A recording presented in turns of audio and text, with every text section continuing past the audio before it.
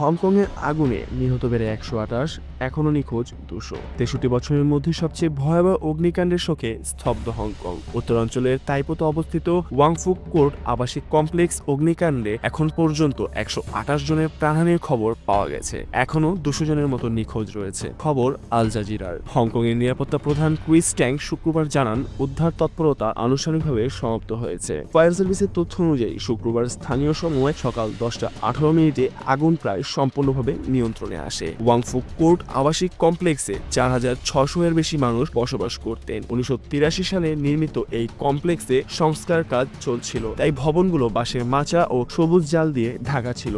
সেগুলোই পরে আগুন দ্রুত ছড়িয়ে পড়ার কারণ হয়ে দাঁড়ায়। পুলিশ জানায়, অনিরাপদ সামগ্রী ব্যবহারের অভিযোগে এটি নির্মাণ কোম্পানির 3 কর্মকর্তাকে গ্রেফতার করা হয়েছে। তাদের বিরুদ্ধে অনিচ্ছাকৃত হত্যার অভিযোগ আনা হয়েছে। এদিকে আবাসিক কমপ্লেক্সের 200 জন নিখোঁজ বাসিন্দার ব্যাপারে এখনো কিছু জানাতে পারেননি কর্তৃপক্ষ। তবে কমপ্লেক্সের এক বাসিন্দা জ্যাকি কক এখনো আশার বুকে পাচ্ছেন। আশা করি অন্যদের জীবিত খুঁজে পাওয়া যাবে। আমার মনে হয় তারা যথাসাধ্য চেষ্টা করেছে। দমকল কর্মীরা অনেক কিছুই করেছেন। এই অগ্নিকাণ্ডই এখন 1948 সালের পর হংকংয়ের সবচেয়ে প্রাণঘাতী ঘটনা। সেই বছর একটি গুদামে অগ্নিকাণ্ডে 176 জন মারা গিয়েছিল। সাম্প্রতিক এই ঘটনাকে লন্ডনের গ্র্যান্ডফেল টাওয়ারের অগ্নিকাণ্ডের সঙ্গে তুলনা করা হচ্ছে, যেখানে 2016 সালে 72 জন প্রাণ হারান। হংকংয়ের প্রধান নির্বাহী জন লি ঘোষণা করেছেন, ক্ষতিগ্রস্ত বাসিন্দাদের সহায়তায় সরকার 30 কোটি হংকং ডলার, প্রায় 3,90,00,000 মার্কিন ডলার তহবিল গঠন করবে। চীনের বেশ কয়েকটি বড় টেক কোম্পানিও